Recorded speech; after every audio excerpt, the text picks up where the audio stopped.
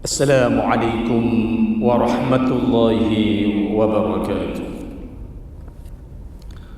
بسم الله الرحمن الرحيم. الحمد لله رب العالمين، وبه نستعين على أمور الدنيا والدين. سيدنا ومولانا محمد وعلى آله وصحبه أجمعين. الحمد لله الذي هدانا لهذا، وما كنا لنهتدي لولا أن هدانا الله.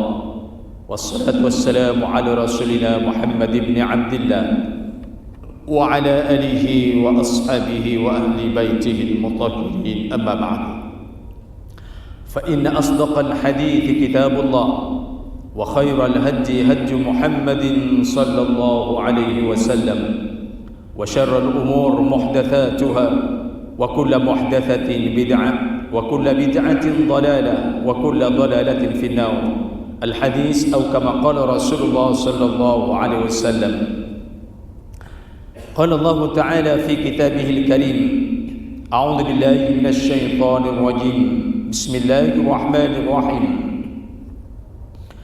وقال إني ذاهب إلى ربي سيهدين، رب هب لي من الصالحين. فبشرناه بغلام حليم. فلما بلغ معه السعي قال يا بني إني أرى في المنام أني أذبحك فانظر ماذا ترى. قال يا أبت افعل ما تؤمر، ستجدني إن شاء الله من الصابرين. Sadaqallahul Azim. Fadilatul Muhtaram Tuan Imam, sahabat saya Ustaz Haji Muhammad Hanif, yang kami muliakan Tuan Bilal, Tuan Pengerusi Barisan EJK Masjid Al-Mujahidin, para masyayikh, tuan-tuan, puan-puan yang dirahmati Allah Subhanahu wa taala. Tiada kalimat yang paling manis kita ucapkan di malam ke-26 bulan Zulhijjah, bulan Dzulqa'dah yang mulia ini, melainkan bersyukur kehadirat Allah Subhanahu wa taala. Sedar atau tidak, tuan-tuan, sampai saat ini dijemput oleh Allah untuk beribadah di bulan Al-Hurum, masyhur dalam konteks ayat inna iddatash syuhuri 'indallahi 12 syahran fi kitabillah yauma khalaqas samawati wal ard minha arba'atul hurum. Kalimat min, dalam kalimat minha disebut min tab'idiyah yang bermakna dia adalah sebahagian. Al-hurum bermakna adalah keagungan, kemuliaan. Selalu kita dengar ada istilah takbiratul ihram. Maksudnya apabila muslim sudah mengangkat tangan untuk menunaikan ibadah yang namanya adalah sembahyang, maka apabila takbir yang pertama disebut takbiratul ihram, tidak ada urusan dengan makhluk, yang ada antara hati dengan Allah Subhanahu wa taala. Kemudian apabila takbiratul ihram ini sudah dilaksanakan oleh orang-orang yang mereka yakin ini adalah arahan Allah Subhanahu wa taala, maka mereka sudah terikat dengan undang-undang tertentu. Begitu juga dalam bulan Hurum. Muslim yang beribadah di bulan Hurum, dari mulianya dia berbeza dari sudut pandangan Allah daripada bulan-bulan yang lain. Dan bersyukur kehadirat ilahi, pada malam ini kita masih dijemput oleh Allah untuk beribadah setelah kita menunaikan i'tikaf. Dan tidak ada tempat yang paling mulia melainkan rumah Allah. Kalau tidak, inna awwala baitin wudi'a lin-nas lalladzi bi Bakkah mubarakah. Jadi jelas sekali bahwa apabila turun ayat wa ma khalaqtul jinna wal insa illa liya'budun, saya tidak mencipta jin dan manusia melainkan untuk menyembah.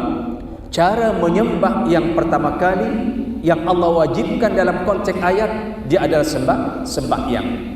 Dan sembahyang yang pertama kali Allah letakkan di bumi yang paling mulia yaitu Makkatul Mukarramah. Dari sini, dari sudut falsafah, betapa besarnya tugas seorang muslim dan betapa indahnya ketika mereka sujud. Tidak ada ibadah yang paling mulia melainkan orang yang banyak sujud, dan tempat sujud itu sendiri adalah di rumah Allah. Walaupun muslim dibagi kebebasan untuk sujud di mana saja, tetapi lalladzi bi Makkah mubarakah. Jadi jelas ayat ini bahwa betapa mulianya tuan-tuan dengan saya pada malam ini, badan tubuh zahir dan batin berada di rumah Allah. Tidak ada doa paling tajam, paling mustahak, melainkan doa orang yang mengangkat kedua tangannya daripada rumah Allah. Tidak ada jiwa dan hati serta roh yang paling tenang, melainkan jiwa dan badan tubuh berada di rumah Allah Subhanahu wa ta'ala. Dan kalau kita perhatikan bahwa berbeza dengan tempat yang lain, di tempat lain tidak boleh beriktikaf, tetapi apabila masuk ke rumah Allah ada peraturan tersendiri sebab mulianya, sehingga digalakkan apabila masuk saja Allahumma ftahli abwaab rahmatik, dan terikat dengan hukum hakam. Orang yang haid, orang yang junub tidak layak untuk berada di rumah Allah dari mulianya ini. Dan kita tahu bahwa dalam pandangan 24 jam yang namanya Makkatul Mukarramah adalah satu-satunya tempat setiap masa paling banyak orang bermunajat kepadanya. Jadi alhamdulillah tuan-tuan dengan saya dijemput berada di bulan Hurum, dan insya-Allah tak lama lagi akan dijemput dengan kepuncaknya, yaitu bulan Zulhijjah. Hadirin yang dirahmati Allah, apabila berkaitan dengan bulan Zulhijjah ini, dia adalah penghujung dari kalangan bulan-bulan dalam Islam. Dan kita maklum dalam rukun Islam yang terakhir dia adalah menunaikan ibadah haji. Bertembung antara kehebatan-kehebatan ini. Bertembungnya di mana? Nabi menyebutkan dalam hadis yang begitu hebat sekali, Al-hajjul mabrur laisa lahul jazaa illa al-jannah. Dan haji itu tidak dapat dilaksanakan melainkan di penghujung bulan. Khasnya adalah di bulan Zulhijjah. Dan Nabi memberikan pandangan sendiri, ma min ayyamin a'zamu wa ahabbu ila Allah al-amalu fihinna min ayyamil 'ashar fa'akthiru fihi at-takbir wat-tahlil wat-tahmid. Tidak ada hari yang paling besar, hari-hari yang paling besar dan yang paling Allah sukai apabila muslim beribadah di dalamnya, melainkan di awal bulan Zulhijjah sampai ke hari Arafah. Hadirin, lagi beberapa hari lagi kita akan masuk ke kawasan itu. Dan Nabi memberikan pandangan, perbanyaklah apabila masuk bulan Zulhijjah at-takbir. Jadi ini penting sekali, kebiasaan kita akan takbir. Takbir raya adalah malam raya. Tetapi untuk bulan Zulhijjah, dari mulianya masuk saja pertama bulan Zulhijjah yang dijangka barangkali lagi 5-6 hari lagi, Nabi kata hendaklah kamu banyak bertakbir kepada Allah Subhanahu wa ta'ala, tidak perlu menunggu malam raya. Allahu akbar, Allahu akbar, Allahu akbar, la ilaha illallah, wallahu akbar, Allahu akbar, walillahil hamd. Takbir di awal bulan Zulhijjah namanya ada takbir mursalah atau mutlak. Yang muqayyad lain.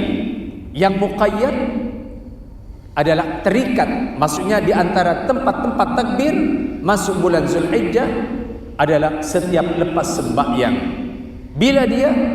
Apabila masuk saja hari Arafah, bukan malam raya baru takbir, tidak. Masuk saja hari Arafah, maksudnya selepas Tuk Bilal, kemudian dia sudah azan subuh, dan selepas salat subuh imam salam, maka digalakkan untuk takbir muqayyad, bukan malam raya. Dia berbeza dengan malam raya Idul Fitri.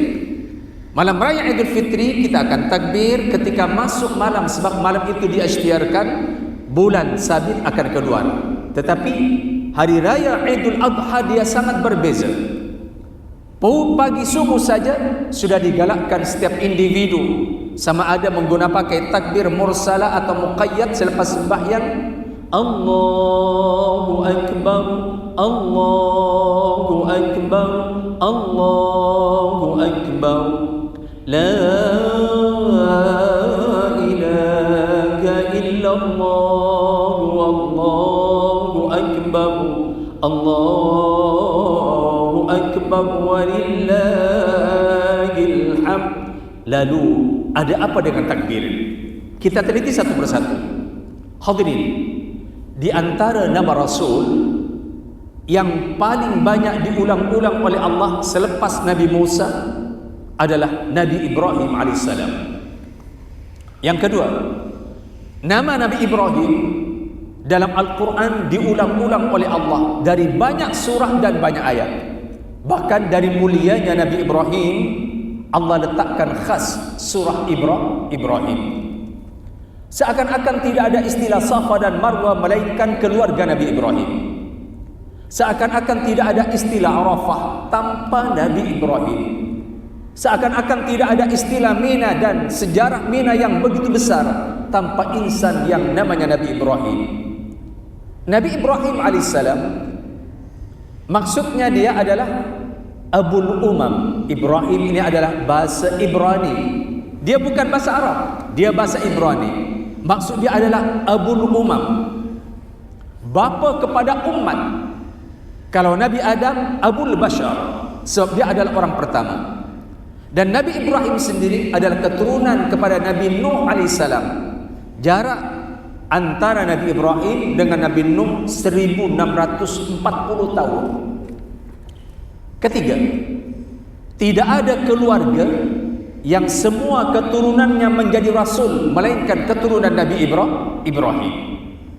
Dari hebatnya insan ini, tuan-tuan dengan saya, setiap kali sembahyang, sama ada sembahyang fardu ataupun sembahyang sunat, wajib menyebut nama ini.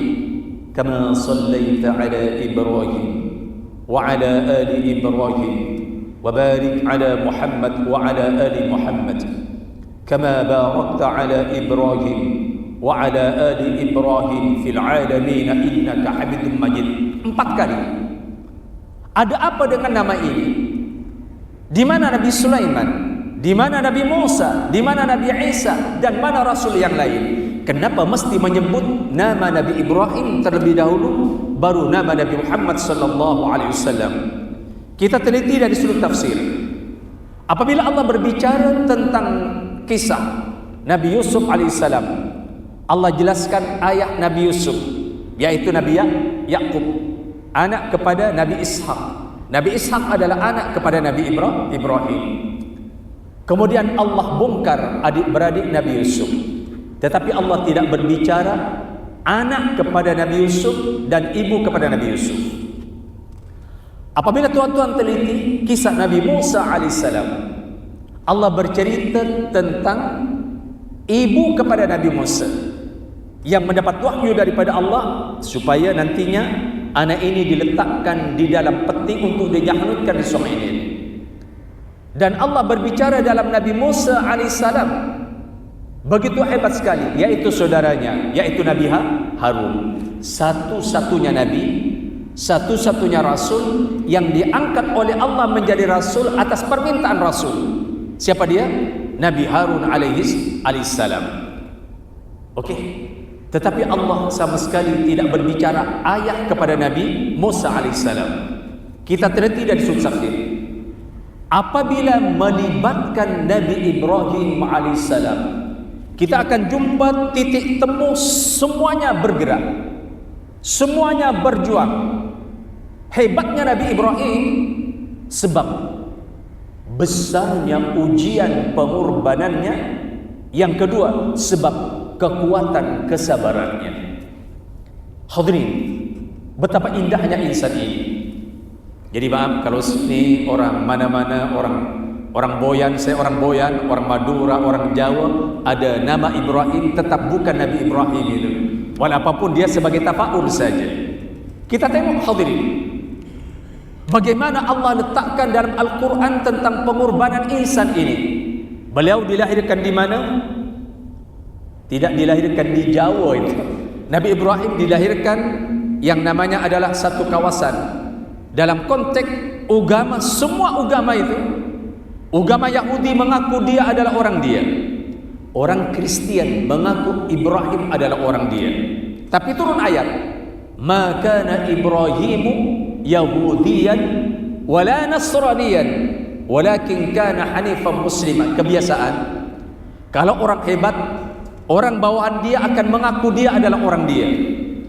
Kita tidak akan pernah jumpa dalam peradaban manusia yang satu sosok manusia diakui oleh agama samawi. Tak ada. Melainkan Nabi Ibrahim. Orang Yahudi sampai sekarang, sama ada Yahudi Ortodok, tetap mengatakan Ibrahim adalah orang dia. Sebab dia adalah hebat.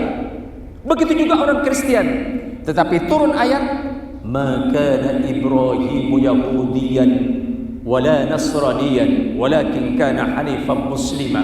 Kata Allah, Ibrahim bukan orang Yahudi. Kamu jangan mengaku Yahudi. Tapi sampai sekarang saya agak tahu itu, walaupun tak pandai.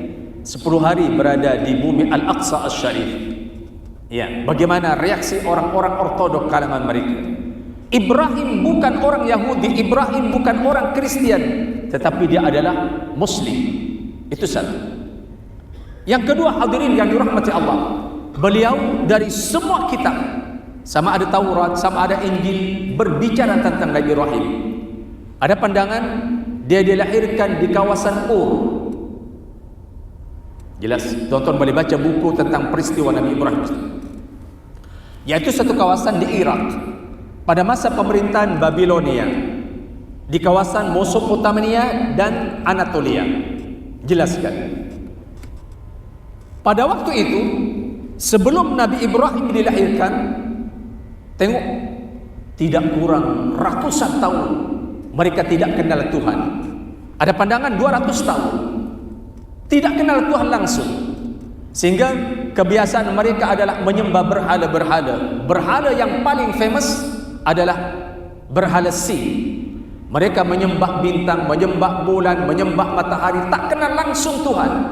Lalu Allah lahirkan Ibrahim alaihissalam untuk merubah semua tata cara hidup mereka. Dan waktu itu yang beriman kepada Allah hanya 3 orang saja.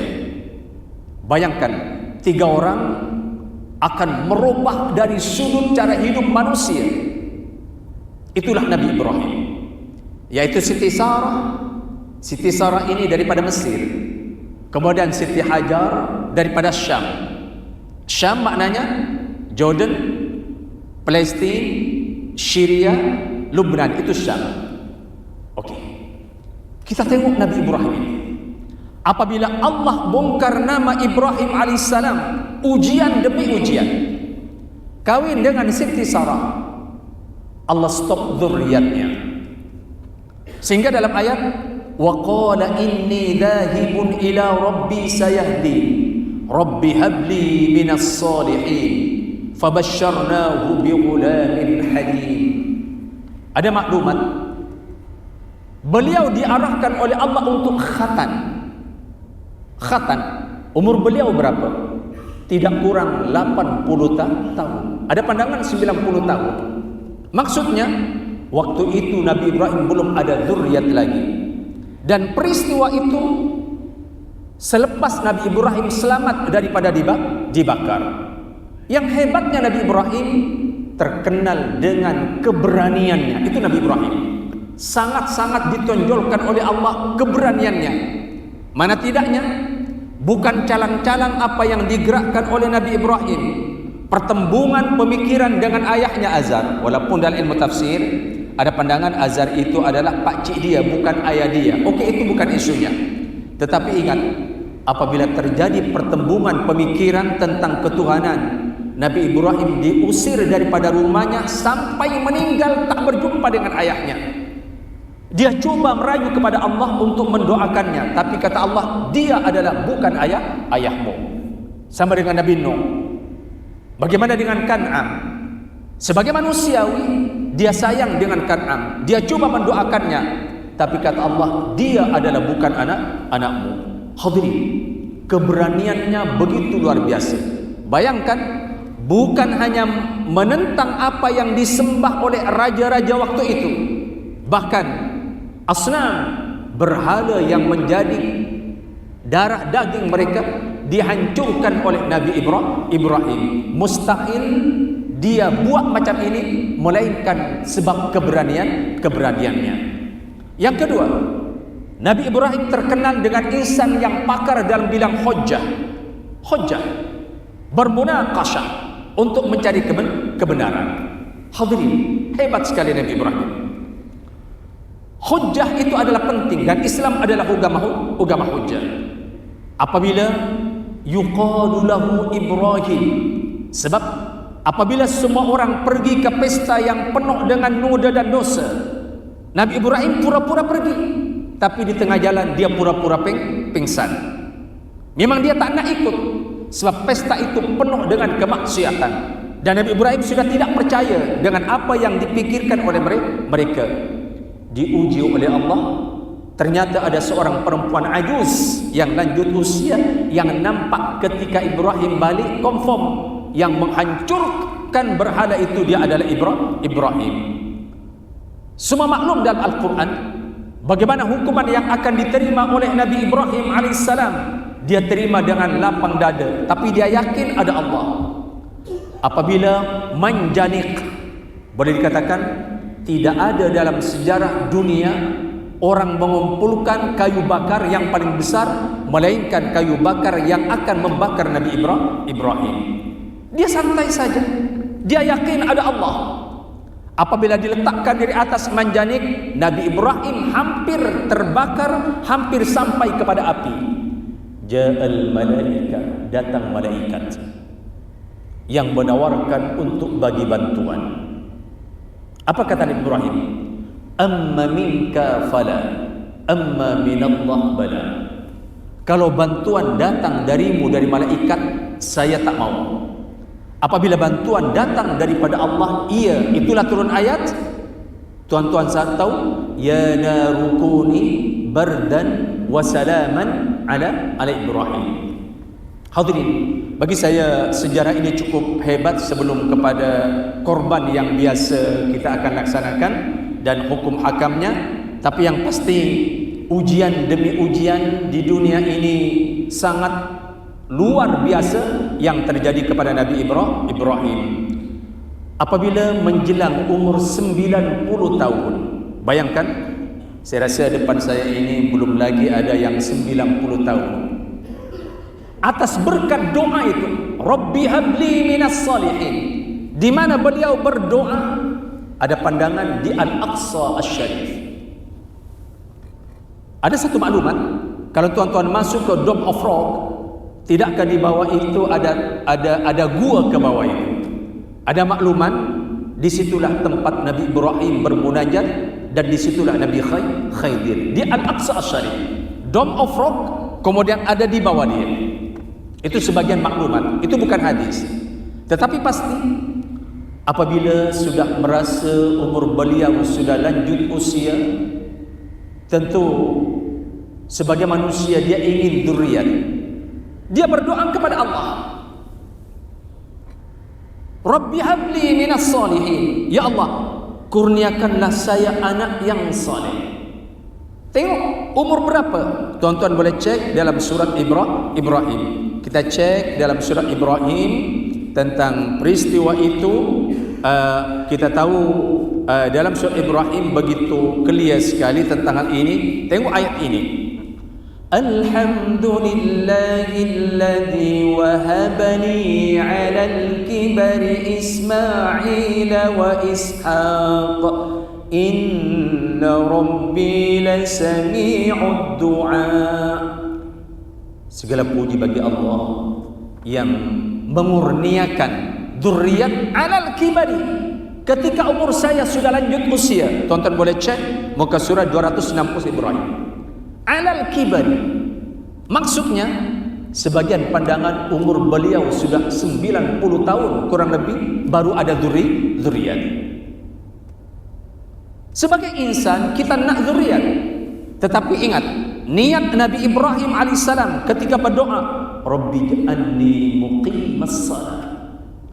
Saya nak zuriat saya adalah zuriat yang rajin sujud kepadamu ya Allah. Ya Allah. Allah bagi zuriat itu. Siapa dia? Nabi Ismail alaihissalam. Wa Ishaq. Nabi Ishaq juga hasil perkawinan dengan Sarah.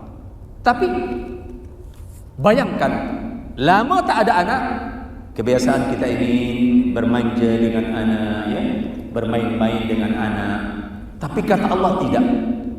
Kata Allah tidak. Ibrahim, saya kurniakan anak adalah bukan untuk bermanja-manja. Letakkan anak ini di tempat yang jauh. Itulah ayat, tuan-tuan biasa dengar ayat ini, Rabbana inni askantu min dzurriyyati biwadin ghairi dzi zar'in 'inda baitikal muharram Rabbana liyuqimus shalah faj'al af'idatan minan nas tahwi ilaihim warzuqhum minats thamarat la'allahum yashkurun. Ujian demi ujian.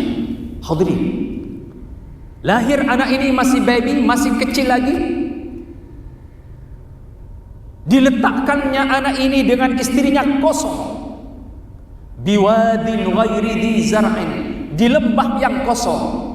Maknanya kalau tuan-tuan tawaf dengan saya, masing-masing itu sahnul matab, kan macam pinggan itu, macam pinggan. Waktu itu hadirin, adakah Nabi Ibrahim sudah menyediakan tempat tinggal untuk anak yang kecil dengan istrinya? Tak ada orang langsung, tidak, sama sekali tidak. Beliau dengan istrinya hanya berbekalkan keyakinan kepada Allah. Malah selepas anak dan istrinya diletakkan, tak ada elektrik, tak ada tempat tinggal, tidak ada tempat spesial, tak ada orang. Kalau sekarang repot polisnya, sehanifnya jadi ayah membuang anak dan istri. Hadirin, ya zawji ila hadzal makan. Seakan-akan lepas meletakkan anak dan istri, terus dia tinggalkan. Baru dipanggil oleh istrinya, wahai suamiku, adakah ini arahan Allah? Beliau baru sempat menoleh, naam, ini adalah arahan Allah. Hadirin, itulah keyakinan. Lalu apa yang terjadi pada hari ini? Asalnya dua orang, berkat doa namanya insan Nabi Ibrahim, faj'al af'idatan minan nas ta'wi ilaihim, ya Allah, kalaupun kosong, tidak ada insan selain anak dan istriku, jadikan hati-hati manusia untuk sentiasa pergi ke tempat ini. Asalnya dua orang. Apa yang terjadi hari ini? Jutaan manusia antri untuk menuju ke tempat itu. Jutaan manusia antri. Betapa sukarnya untuk menunaikan ibadah haji dengan bermacam ragam syarat. Hadirin, berkat doa siapa? Nabi Ibrahim alaihissalam. Tanya kepada yang biasa pergi, mustahil. Kalaupun sudah pergi 10 kali, 15 kali, yang tak rindu lagi ke tempat itu. Bahkan Nabi menjelaskan, Allah bagi jaminan sembahyang sekali di Masjidil Haram 100.000 kali ganda. Berkat siapa? Doa Nabi Ibrahim alaihissalam. Tetapi apabila beliau meninggalkan anak dan istrinya, tentu dia tidak tengok. Ada maklumat, falamma balagha ma'ahu as-sa'ya qala ya bunayya inni ara fil manam anni adbahuka fanzur madza tara. Tengok anakku, bukan tengok untuk bermanja. Ada arahan kedua, itulah ibadah korban.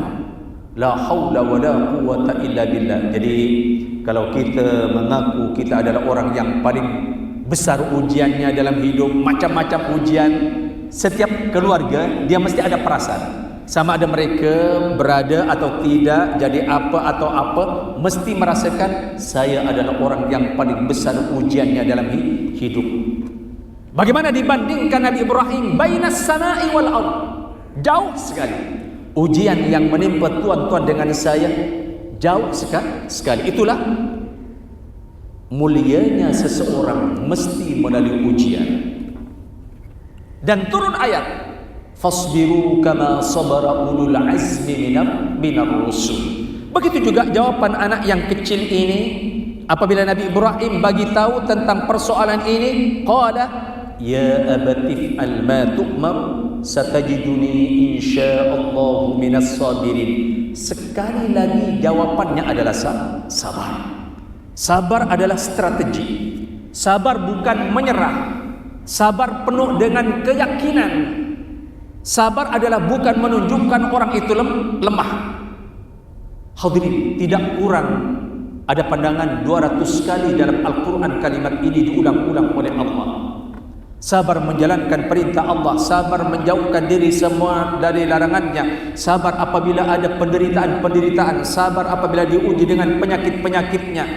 Kalimat ini sangat susah, tetapi ada ayat wa'bud rabbaka hatta ya'tiyakal yaqin. Apabila arahan ini datang, itulah Nabi menyebutkan dalam hadis riwayat Aisyah, ma amala ibnu adam yawman nahr amalan ahabbu ila Allah min iraqatid dam.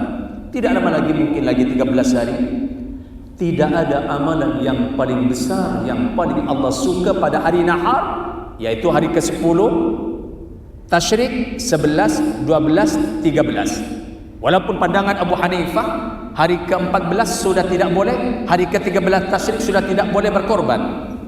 Imam Syafi'i memperbolehkan. Jelas dalam ayat ini, kalaupun ada tahajud, ada sedekah, kemudian kita boleh sembahyang sunat, boleh menyantuni anak yatim, tetapi amalan yang paling Allah suka 10 bulan Dzulhijjah adalah menyembelih binatang korban.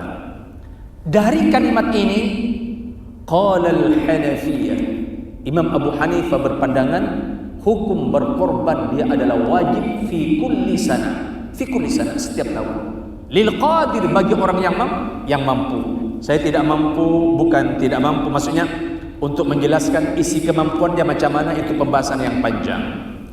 Hadirin, betapa mulianya ibadah ini, sampai-sampai innaha lata'ti yaumal qiyamati biquruniha wa azlafiha wa ash'ariha. Bayangkan, hadis ini adalah sahih. Apa maknanya tanduk? Tetapi apabila orang berkorban, tanduknya pun datang kepada Allah. Ya Allah, saya adalah korban fulan-fulan. Siapa nak makan tanduk? Gak ada makan sate tanduk, takkan ada. Wa azfariya, kuku, siapa akan makan kuku? Tak ada. Tetapi untuk binatang korban ada nilai yang begitu besar di hadapan Allah. Wa ash'ariha, bulu, siapa akan makan bulu? Tuan-tuan dengan saya barangkali biasa 1-2 hari sekali makan ayam. Pernah tak kira bulu ayam? Confirm tak? Itu baru ayam. Katakan dia berkorban adalah yang namanya adalah al-ghanam, kambing. Berapa juta bulu kambing itu, semuanya datang menghadap Allah Subhanahu wa ta'ala. Baru kambing. Kalau sekiranya lebih besar daripada itu lembu, semua bulu-bulu itu datang menghadap Allah. Saya adalah korban fulan bin fulan. Cumanya dari sudut pembahasan hukum, ainal afdal, mana yang terbaik apabila berkorban? Adakah al-baqar, adakah lembu, adakah al-badanatu unta, ataupun al-ghanam? Ini ulama sangat berbeza pendapat. Tetapi qala al-Malikiyah, Imam Malik berpandangan korban yang terbaik adalah kambing. Alasannya apa? Ini Imam Malik. Sebab korban pertama Rasulullah dia adalah kambing. Bukan berarti pada waktu itu tidak ada lembu, bukan berarti tidak ada unta. Jelas sekali, korban pertama Nabi adalah kambing. 2 ekor kambing, amlahaini aqranaini. Kambing pertama, hada li Muhammad wa ali Muhammad. Jelas? Kemudian kambing yang kedua, li ummati Muhammad. Yang kedua ada pandangan bahwa kenapa kambing, bahwa Imam Malik mempertahankan kambing sebab dari sudut kekuatan daging, khasiat daripada kambing. Ingat, ini pandangan siapa? Imam Malik rahimahullahu ta'ala. Jadi itu terpulang kepada masing-masing. Bahkan Imam Ahmad berpendapat kalau sekiranya dia nak berkorban, nak beli seekor lembu, dia tidak mampu. Okey, kemampuannya hanya masuk lembu untuk 7 orang, unta 7 orang. Pandangan Imam Ahmad, tak ada masalah.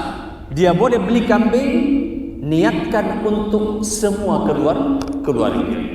Agak logik, sebab kebiasaan korban ini adalah keluarga. Sehingga kalau kita masuk, katakan 1 ekor lembu, seorang daripada Boyan, seorang daripada Bangladesh, seorang daripada Myanmar. Kemudian ada maklumat matiyah. Nah, ini kendaraanmu di atas titian siratal mustaqim. Nah, ini kendaraanmu ketika akan menuju kepada mahsyar. Betapa indahnya kalau kita ambil 1 ekor kambing. Itu untuk orang yang tak mampu. Kalau mampu silahkan yang lebih daripada itu. Atas dasar ini hadirin, pandangan-pandangan ini berbeza, tetapi Imam Syafi'i rahimahullahu ta'ala yang terbaik adalah yang paling banyak dagingnya. Itu dari sudut itu. Di antara terbaik ini, hadirin yang dirahmati Allah Subhanahu wa ta'ala, la tujzi'ut tadhiyatu illa binniyah. Korban tidak cukup tanpa niat, mesti niat. Oh dahsyat, ini tak boleh. Saya paham ini agak panjang pembahasan ini. Jadi pandangan Imam Syafi'i rahimahullahu ta'ala, mana-mana orang yang masuk korban wajib niat. Sehingga tidak sah korban tanpa dibagi tahu dengan orang yang berkorban. Bila niat inda dzabhi, ketika binatang itu akan disembelih. Niatnya sangat mudah, saja aku korban karena Allah, sangat mudah. Tapi niat dia adalah wajib. Alasannya sebab kadangkala menyembelih binatang bukan untuk korban sebagaimana yang ada di pasar borong hari-hari, dia ada untuk daging. Untuk membezakan korban dengan daging biasa, maka ibadah korban wajib niat. Dan tidak sah korbankan orang lain tanpa bagi tahu kepada orang yang masuk korban. Itulah pentingnya hadir, bertungkus lumus, menyembelih sendiri dan lain sebagainya. Hadirin, agak terikat dengan masa, pembahasan ini agak panjang sebenarnya. Bolehkah korbankan ibu bapa yang telah meninggal? Aina dalil, mana dasarnya? Dan bagaimana korban anak kecil, sah ke tidak? Masukkan anak kecil, sah ke tidak? Ini dibahas dengan begitu terperinci. Dan syarat-syarat orang yang akan menyembelih, bagaimana kalau sekiranya ketika akan menyembelih tidak baca bismillah, sah atau tidak penyembelihan itu, atau tidak dihadapkan ke kiblat? Hadirin yang dirahmati Allah Subhanahu wa ta'ala, semoga dengan sedikit maklumat ini, walaupun tidak sempurna, ada manfaatnya insyaAllah. Masuk 1 Zulhijjah, ibadah kita akan naik taraf, terutamanya pada hari Tarwiyah. Kepuncaknya dia adalah hari Arafah. Sampai sini dulu. Wassalamualaikum warahmatullahi wabarakatuh.